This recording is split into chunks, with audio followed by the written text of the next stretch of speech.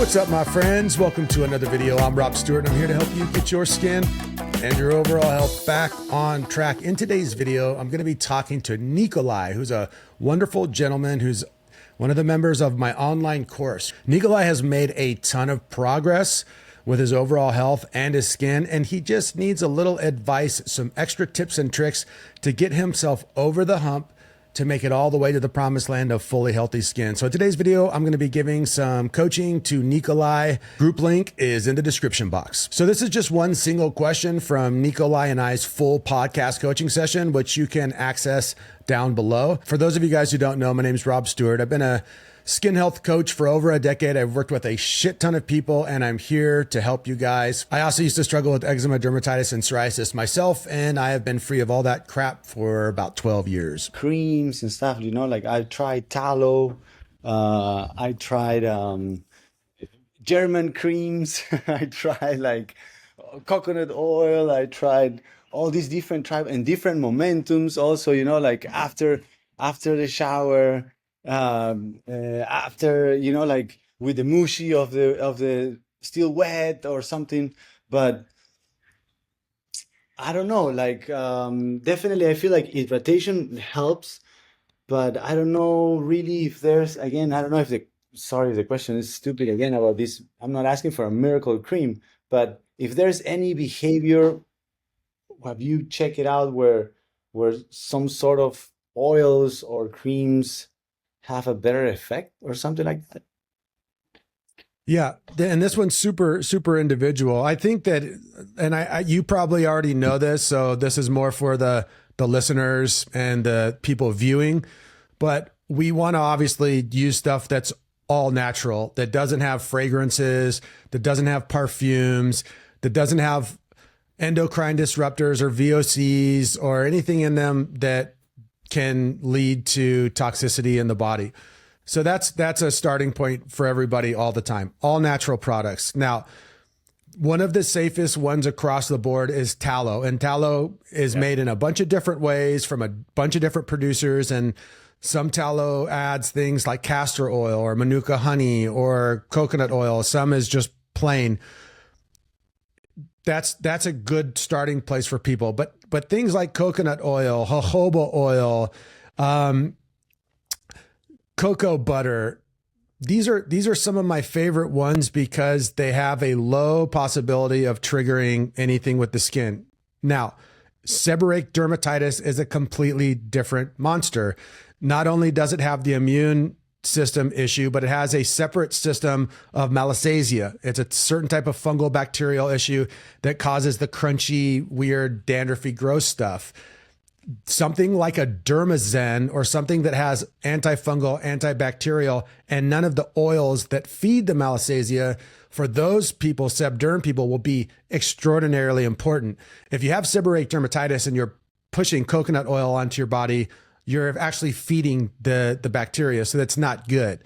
So something like a castor oil would be better, or something like a tallow would be better. But the company Dermazen here, and here's what I hope the guys at Dermazen don't get mad at me for this, but you can look at Dermazen's website and they list their ingredients. Look at them. If you can't get Dermazen or Dermazen's too expensive, then buy the ingredients separately and try them. So I look at moisturizers and the things that we use topically the exact same way as the diet. It needs to be fully personalized and customized through a little bit of experimentation and basic kind of logic to make your way through it. Generally, the symptoms and the surface of the skin is the hardest to deal with because it tends to be the last thing to heal, right? Biomarkers tend to start to heal first, and then the symptoms, the dry skin, the flakes, the redness, the flare-ups tend to go away last, which sucks, but that's kind of the way it goes. So I always tell people, do your absolute best to deal with the symptoms naturally, but also keep in the back of your mind that most likely you're going to get the most progress with your skin when your biomarkers start to get a lot better.